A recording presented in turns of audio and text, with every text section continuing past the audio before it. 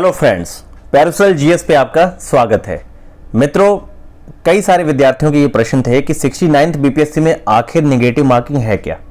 ये 1/3 नेगेटिव होगी कि 1/4 नेगेटिव होगी? आपके पेपर में आपके ऑप्शन 4 होंगे या 5 होंगे? और ख़ास तौर पे सबसे बड़ी बात यह है कि भाई ये नेगेटिव मार्किंग आपकी इस बार कहीं भी मेंशन की नहीं गई है। तो इसके संदर्भ में बहुत सारा डाउट है विद्यार्थियों का कि आखिर किस नेगेटिव मार्किंग के बेस पे पेपर होगा और ऑप्शन आपके 4 होंगे या 5 होंगे। तो चलिए इसे क्लियर करते हैं कि फिलहाल अभी तक मार्केट में मतलब जो आयोग के द्वारा फाइनली अभी इस पे क्या किया गया है और फाइनली इस समय तक क्या न्यूज़ है जो बिल्कुल सही है। देखिए फ्रेंड्स, 1/3 1/4 नेगेटिव के संदर्भ में जो इस समय न्यूज़ है, इसमें आपके सामने अभी आई है नोटिफिकेशन में हमेशा मेंशन किया जाता है कि आखिर किस प्रारूप पे आपकी परीक्षा होगी। तो अभी तक आयोग भी इस पर पूरा अपना फाइनल मसौदा नहीं बना चुका है कि 1/3 बिल्कुल एक्टिव इस बार इस्तेमाल की जाएगी कि 1/4 नेगेटिव के अकॉर्डिंग आपके पेपर को रिव्यू किया जाएगा। इसका प्रमाण आपको दिखाते हैं। देखिए, आपने अगर नोटिफिकेशन को बहुत अच्छे से पढ़ा होगा तो इस नोटिफिकेशन में साफ साफ लिखा है कि प्रारंभिक परीक्षा में गलत उत्तर के लिए नकारात्मक अंकन नेगेटिव मार्किंग किया जाएगा।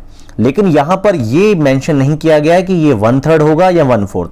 अगर आप बाकी स्टेट पीसीएस, खासकर आप यूपी पीसीएस और या फिर यूपीएससी की परीक्षा में भी देखते होंगे, जो आपके बिल्कुल डिटेल्ड आपका नोटिफिकेशन आता है, वहां पर बिल्कुल इसे क्लियर किया जाता है कि भाई आप यहां पर 1/3 नेगेटिव मार्किंग के अकॉर्डिंग आपका पेपर रिव्यू होगा। लेकिन यहां पर इन्होंने प्रारंभिक परीक्षा में गलत उत्तर के लिए नकारात्मक अंकन, तो ये तो कंफर्म है कि आपकी नेगेटिव मार्किंग है, लेकिन ये अभी कहीं भी ऑफिशियली नहीं आया है कि नेगेटिव मार्किंग आपकी 1/3 है या 1/4 है। अब ये मान के चलिए नेगेटिव मार्किंग है। अब इन दोनों नेगेटिव मार्किंग से कितना परिवर्तन आता है परीक्षा पे, इस पे बात करते हैं। फिर आपको जो यहाँ पर इस बार वित्तीय प्रशासनिक अधिकारी आया है, उसके मेंस का सिलेबस क्या है, उसके लिए आपको क्या पढ़ना है, खास तौर पे क्या वो बिल्कुल आपका कॉमन मेंस है या उसमें काफ़ी बड़े परिवर्तन है, ये छोटे कई सारे प्रश्न हैं इस बार के नोटिफिकेशन को लेके, सबको क्लियर करते हैं। देखिए फ्रेंड्स, 1/3 1/4 नेगेटिव का जो सबसे बड़ा अंतर यह है कि 1/3 नेगेटिव में आपको थोड़ा सा यह है कि पेपर करते हुए बहुत ही सजगता चाहिए। 1/3 नेगेटिव में एक ऐसी धार है कि भाई अगर आपने सीधा ब्लाइंडली 150 क्वेश्चन गैस मतलब आपने अटेम्प्ट कर लिए और आपके यहाँ 50 क्वेश्चन आपने गलत कर रखे हैं, तो यहाँ पर लगभग आपके 17 क्वेश्चन और ज़्यादा माइनस हो जाएंगे। तो आप टेक्निकली यहाँ पहुँच जाएंगे 83, वो भी उस केस में जब आप 100 क्वेश्चन सही कर पा रहे हैं और 50 आपके गलत है, तब आप 83 पहुँच जाएंगे, मतलब कि आप हो जाएंगे फेल। अब दूसरी बात इसमें देखिए कि 150 क्वेश्चन है, आपने यहाँ पर 135 अटैम्प्ट लिए और तैयारी आपकी अच्छी है, आपने सॉलिड अटैम्प्ट लिया, यहाँ पर आपके 30 क्वेश्चन गलत हैं, उस केस में भी आप यहाँ पर 95 तक रुकेंगे। तो इसमें बहुत ही सजग होकर बहुत ही शांत दिमाग से आपको सही से कैलकुलेटिव रिस्क लेना होता है 1/3 में। 1/4 में क्या है कि भाई 1/4 में सेम कंडीशन को आप देखिए, आपने 150 क्वेश्चन अटैम्प्ट किए, आपके 100 सही हैं, 50 रॉन्ग है। 50 रॉन्ग क्वेश्चन में आपके 12.5 आपके लगभग 12 से 12.5 क्वेश्चन घटेंगे, तो यहाँ फिर भी मामला आपका 88 रुकेगा।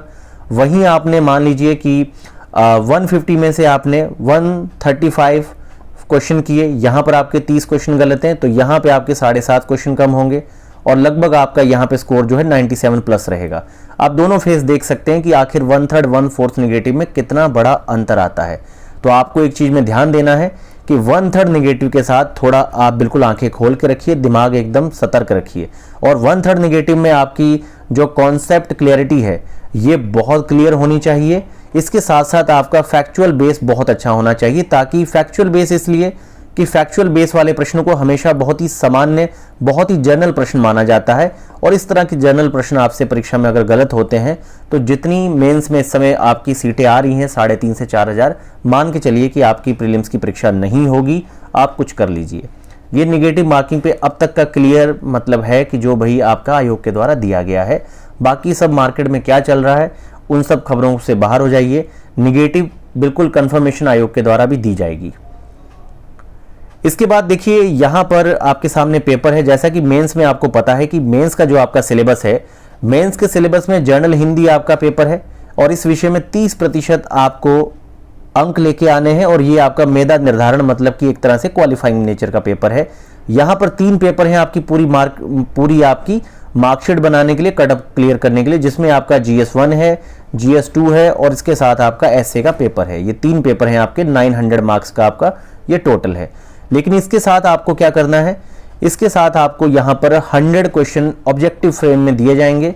आपका ऑप्शनल पेपर है, यहाँ पर ऑप्शनल पेपर में आपको क्या है कि 100 क्वेश्चन दिए जाएंगे और इसमें एक मतलब कि निर्धारण किया जाएगा इसके आधार पे लगभग 40 या जो भी आयोग के द्वारा रखा जाएगा कि भाई 100 प्रश्न आपको ऑब्जेक्टिव एमसीक्यूज दिए जाएंगे और राज्य सरकार के द्वारा निर्धारित न्यूनतम प्राप्तांक प्राप्त करना अनिवार्य होगा। परंतु मेधा निर्धारण प्रयोजनार्थ इसकी गणना नहीं की जाएगी। मतलब ये मार्क्स ऐड नहीं होंगे, लेकिन क्वालिफाई करना बहुत जरूरी है। अगर आप यहाँ पर फेल हैं आपके वैकल्पिक विषय में तो फिर आप यहाँ पर कितनी मेहनत कर लीजिए, शून्य है, आपके 900 नंबर का कुछ नहीं होगा। आप समझ गए इसे, आगे बढ़ते हैं। अब देखिए इस बार जो वित्त प्रशासनिक अधिकारी सीडीपीओ के दोनों पद हैं, इस पर साफ साफ लिखा गया है कि आपका जनरल हिंदी क्वालिफाइंग नेचर है। इसके अलावा यहाँ पर लिखा है कि मेधा निर्धारण के प्रयोजनार्थ इसकी गणना नहीं की जाएगी, मतलब कि ये आपका क्वालिफाइंग है। और यहाँ पर 2 पेपर हैं आपके, एक आपका सामान्य अध्ययन का पेपर है 300 मार्क्स का, एक आपका मतलब आपका GS1 है, GS2 है।